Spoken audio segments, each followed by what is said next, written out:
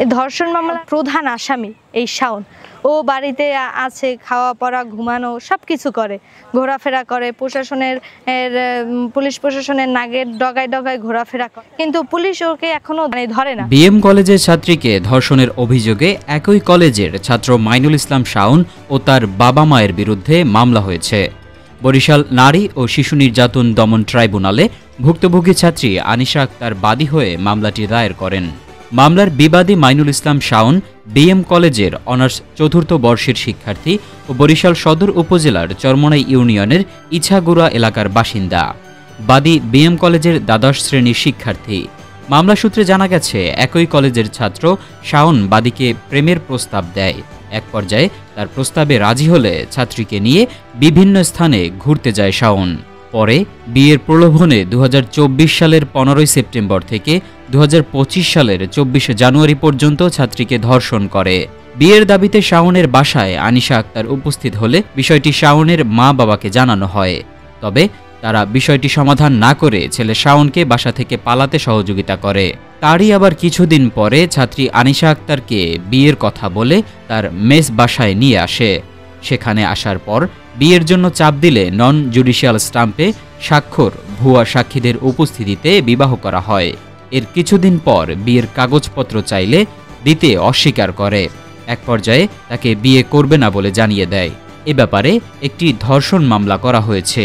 আসামি শাওন পালিয়ে বেড়াচ্ছে প্রশাসনের নাকের ডগায়।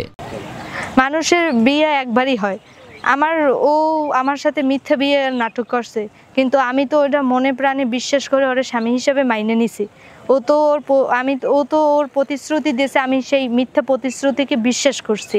আমি তো ওর সাথে ঘর সংসার করতে চাই। আমি একই কলেজে পড়াশোনা করি, আবার আমাদের বাসাও দুইজনের কাছাকাছি।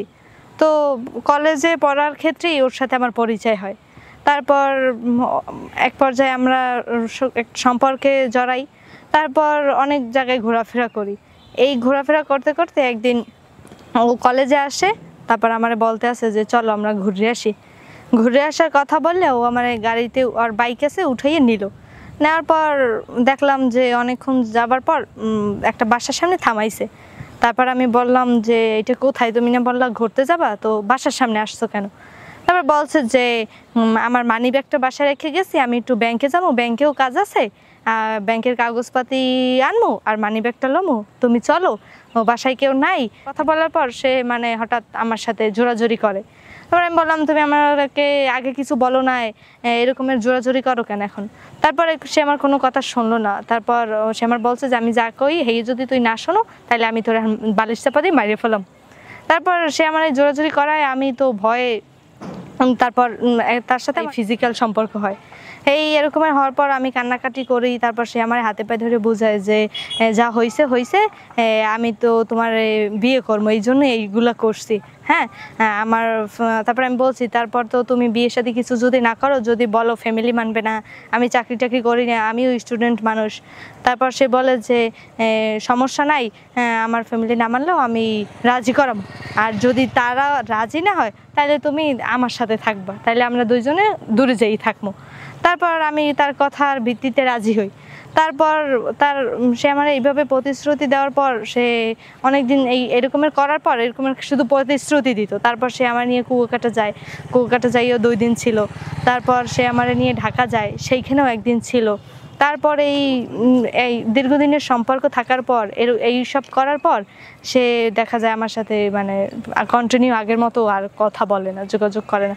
তারপর আমি বলছি যে তুমি যদি এরকমের না করো তাহলে তো আমার লাস্ট অপশন হয়েছে তোমার ফ্যামিলির লোকজনরে জানানো বা তোমার বাসায় যাওয়া। হ্যাঁ, তারপর বলছে যে আচ্ছা তুমি যদি পারো তাহলে আসো আমার বাসায়, দেখি তুমি কি পারো করতে।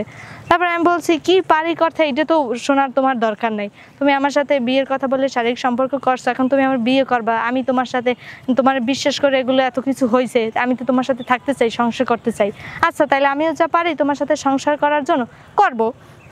তারপর আমি ওদের বাড়িতে যাই, ওদের বাড়িতে গেলাম। তারপর ওর ফ্যামিলির ওর যারা আছে মা বাবা, হ্যাঁ, তারপর চাচা চাচি, চাচা তো ভাইটেই, তারা আমার বলতে আছে তুমি এই বাসায় আসছো আর এরকমের আসছে বললেই তো আর একটা জিনিস হয়ে গেল না। তোমার তো বয়স হয় নাই, তুমি চলে যাও। তারপর আমি বলছি আমার ফ্যামিলির মানুষও তো এখন জানে যে আপনাদের ছেলের সাথে আমার এইগুলো হয়েছে, তারা আমার নিয়ে কি করবে? আমি তো মেয়ে মানুষ, আমার নিয়ে তারা কি করবে? আমি যখন আসছি তো আসছে, এখন আমার সাথে ওর বিয়ে না দেওয়া পর্যন্ত আমি নামবো না বাসা থেকে। তারপর বলতে আছে আচ্ছা ঠিক আছে, তাহলে তুমি যদি না যাও থাকো বসে, দেখি কি হয়, হ্যাঁ তোমার জোরাজোরিতে কি হয়। তারপর এরকম করতে করতে মানে রাত্র হয়ে যায়। রাত্র হয়ে যাওয়ার পর আমার গার্ডিয়ানরা খবর দেয়, আমার গার্ডিয়ানরা আসে, আমার গার্ডিয়ানরা আসে আমারে বলছে যে আচ্ছা ঠিক আছে তুমি আমাদের সাথে চলো, দেখে এটা পারিবারিকভাবে কি হয়, তাদের সাথে বসে কথা বলে। আমি বলছি যে না, ও আমার মানহানি করছে, ইজ্জতহানি করছে, আমি যাবো না, ওই জায়গায় বসে বিয়ে শাদী হইবে, তারপর আমি যে জায়গায় যাওয়ার যাবো, শাওনের সাথেই যাবো, আমি তোমাদের সাথে কেন যাবো? সম্পর্ক করার সময় তো আর আমি শাওনের ফ্যামিলির চিনি নেই, তো আমার গার্ডিয়ান তোমাদের সাথেও চিনি নেই, তোমাদের সাথে আলাপ আলোচনা করি নেই, ও আমার সাথে করছে, ওর এখন আমার বিয়ে করতে হইবে। এরকমের করতে করতে তারপর আমার গার্ডিয়ানরাও রিকোয়েস্ট করতে করতে তারপর ওরা বলে কি যে হ্যাঁ আমরা ছেলে আনতে আসি। তারপর আমার গার্ডিয়ানরা 2-3 ঘন্টা অপেক্ষা করছে, কিন্তু তারা তাদের ছেলে আনলো না। তারপর আমার গার্ডিয়ানরা রাত্র 1টার সময় চলে গেছে, ওর বাসা দিয়ে আসে না, রাত্র 1টা বাজে গেছে, এতক্ষণ তো আর ওই আর বসে থাকা যায় না। তারপর আমার গার্ডিয়ান যে চলে গেল, তার 10-15 মিনিট পরেই তার ছেলে আসলো। মানে আমার গার্ডিয়ান তারাই চায় না যে আমার গার্ডিয়ান থাকা অবস্থায় তাদের ছেলে আসুক, পারিবারিকভাবে একটা বিয়ে শাদী হোক, সামাজিকভাবে মানিয়ে নিক, সেইটা তারা চায় না। তারপর তারা চলে গেলে ছেলে আসলো, তারপর আমারে বলতে আছে যে তুমি গ্রামের বাড়ি, মানুষজন জানাজানি হইবে, আমাদের তো মান সম্মান আছে, তোমারও তোমার ফ্যামিলিরও আছে, তুমি এক কাজ করো, ছেলের সাথে বরিশাল চলে যাও, ছেলে যেইভাবে বলে তুমি কালকে বিয়ে শাদী করে নিও। এই কথা বলছে ছেলের বাবা, ছেলের মা, ছেলের চাচা চাচি, চাচাতো ভাই, ছেলের আপন বড় ভাবি, ছেলের বড় ভাই, তারপর তারাই আমারে উঠেই দিল, তার হাতে উঠেই দিল। তারপর আমি তো চলে আসছি, তারা উঠেই দিছে, গার্ডিয়ানরা বলছে চলে যাও, ছেলের হাতে উঠেই দিছি। তারপর ওই দিন রাত্রে তো আমারে নিয়ে গেছিলো খালাবাড়িতে নিয়ে যাওয়ার পর পরের দিন সকালবেলা ওই সেই প্রথম যে আমার যেই বাসায় নিয়ে মানে ফিজিক্যাল করে, ওই বাসায় তার পরের দিন বিয়ে করার কথা বললে নিয়ে যাই আমারে বলছে যে তুমি এখানে থাকো, আমি করে যাই কাগজপাতি গুছাই। তারপর 10টা 10:30 বাজে, ওই সময় সে করে গেল আমার বাসায় রাইখা। তারপর আসলো 3টের সময় একটা কাগজ নিয়ে আসলো, বলো যে বিয়ের কাগজ নিয়ে আসছি, এখন আমরা দুজনে বিয়ে করবো।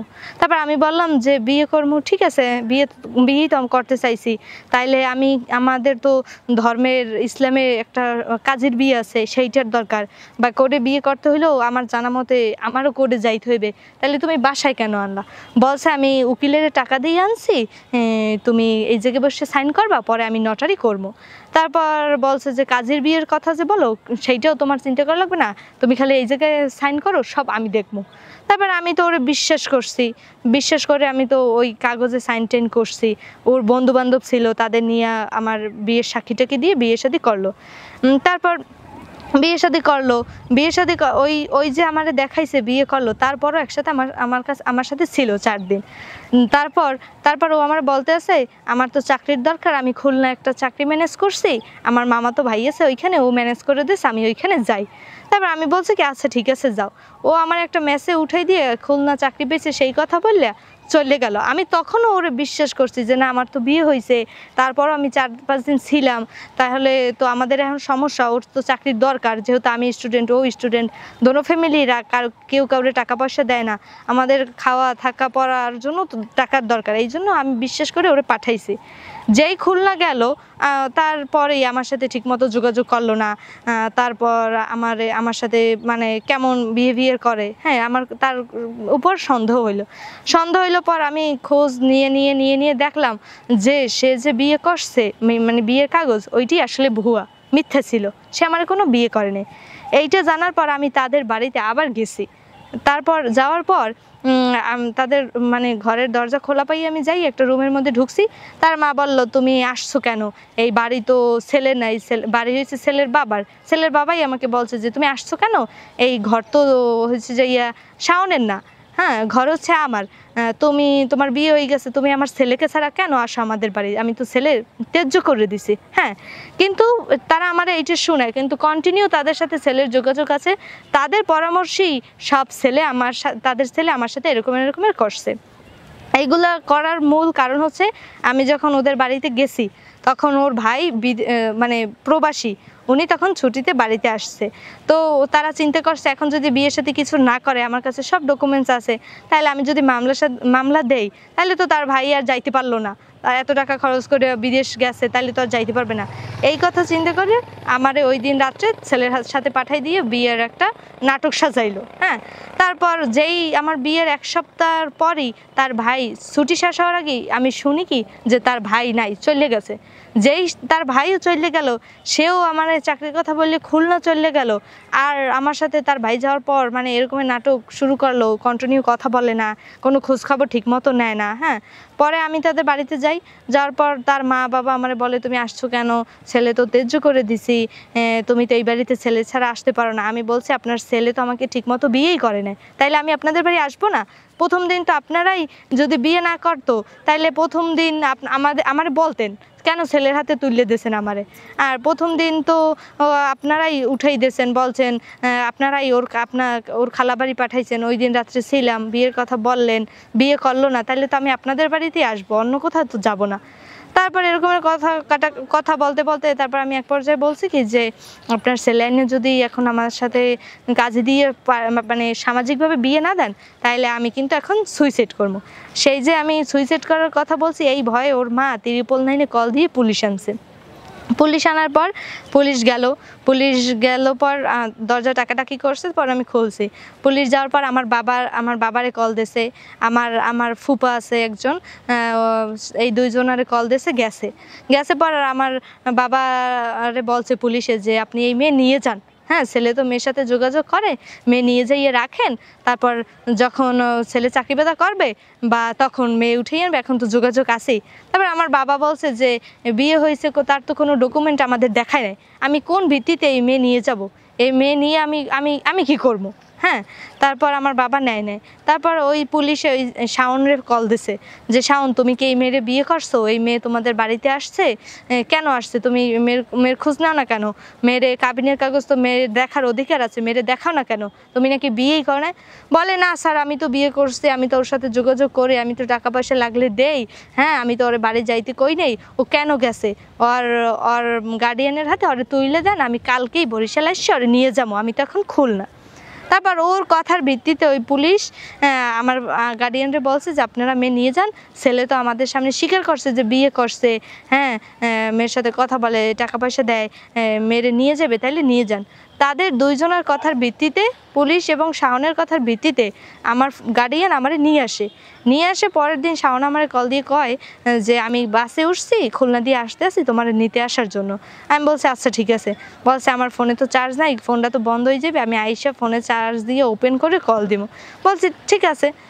ওই যে কথা বললে যে কল কাটছে, আর এখন পর্যন্ত তার ফোন বন্ধ, আর তার সাথে আমার কোনো যোগাযোগ নাই, সেই বন্ধ, আর সেই কথা বলা যে বন্ধ হয়েছে সেই থেকে এই পর্যন্ত তার সাথে কোনো যোগাযোগ নাই। তারপর ওর মা যে 999 কল দিয়েছে পুলিশ আনছে, যেই দারোগা আসছিল সেই দারোগার কাছেই ওর মা আমার নামে একটা অভিযোগ দিয়েছে। পরে আমরা জানতে পারলাম যে আমার নামে একটা অভিযোগ আছে, তারপর আমরা ওর নামে একটা অভিযোগ দিই। অভিযোগ দেওয়ার পর থানার যে বড় ওসি, উনি আমাদের দোনো পক্ষে গার্ডিয়ানকে ডাকার পর বলল যে ছেলে সব কাহিনী শুনলো কি হয়েছে। তারপর ছেলের মারে বলছে যে মেয়ে যখন আপনাদের বাড়িতে গেছে, আপনারা সবাই কথা বলছেন, সবাই দেখছেন, আপনারাই ছেলের হাতে উঠাই দিয়েছেন, বিয়ে করার কথা বলছেন, তাইলে এখন আপনারা এরকমের করেন কেন? ছেলে যদি বিয়ে নাও করে থাকে, এই মেয়েরে নিয়ে যান, আপনারা পারিবারিকভাবে বসে সামাজিকভাবে একটা বিয়ে শাদী করেন। হ্যাঁ, তার মা, তার চাচা, তার যারা গার্ডিয়ান আছে তারা বলতে আছে যে না, আমরা এই মেয়ে মানি না, এই মেয়েরে মানিয়ে নেব না, ছেলে অপরাধ করছে, ছেলের সাথে তারা বুঝুক। হ্যাঁ, তারপর তাদের কোনোভাবেই থানার ওসি রাজি করতে পারলো না। আমরাও পারিবারিকভাবে তাদের সাথে আমার আত্মীয় স্বজনে অনেকবার কথা বলার ট্রাই করছে, কিন্তু তারা মানে না। তারপর থানার ওসি তাদের সামনেই আমাদের বলছে কি যে তোমরা কোর্টে মামলা করো। এখন মামলা করছি, মামলা হইলো, তদন্ত হইলো, আমার ডিএনএ হইলো, সব কিছু হইলো। আসামির 1 নাম্বার আসামি হচ্ছে, প্রধান আসামি হচ্ছে ওই শাওন ছেলে। হ্যাঁ, ওই শাওনের নামে ওয়ারেন্ট বাইরিল, কিন্তু একটা ধর্ষণ মামলার প্রধান আসামি শাওন, ওর নামে যে ওয়ারেন্ট বেরোলো, ও যে পুলিশ প্রশাসনের নাকের ডগায় যে ঘোরাঘুরি করে, পুলিশ যে ধর্ষণ মামলার একজন প্রধান আসামিরে যে এখনও ধরতে পারলো না, ওয়ারেন্ট বাইরেছে 1 মাসের হয়ে গেছে, এটা কিভাবে পারলো বা কিভাবে পারে সেটা তো বুঝি না, আমি এটা তো বুঝি না। এই যে আমি এই মামলা মোকদ্দমা এত কিছু এগুলো করার উদ্দেশ্যই একটা, যে ও আমার মান সম্মান ফিরিয়ে দেখ, আমার নিয়ে যাক, আমি ওর সাথে থাকতে চাই, বিয়ে করতে চাই, ও আমার নিয়ে সংসার করুক সুখে শান্তিতে। আমি তো একটা মেয়ে, আমার তো ওরা আমারে চাই ক্ষতিপূরণ দিতে, ক্ষতিপূরণ নিয়ে তো আর আমার সব কিছু আমি ফিরে পাইলাম না। আমার তো আর মানে ক্ষতিপূরণ দিয়ে কোনো লাভ নেই, আমি একটা মেয়ে, আমার ইজ্জতের তো দাম আছে, তাই না? ক্ষতিপূরণ দিয়ে কি মানুষের সমাজের মুখ ঢাকতে পারবো? তাইলে তো আমি তো চাই যে ও আমার নেক, ফিরেই নেক, আমার সম্মান ফিরেই দেখ, ও আমার সাথে সংসার করুক, কিন্তু সেটা তো কিছুই হচ্ছে না।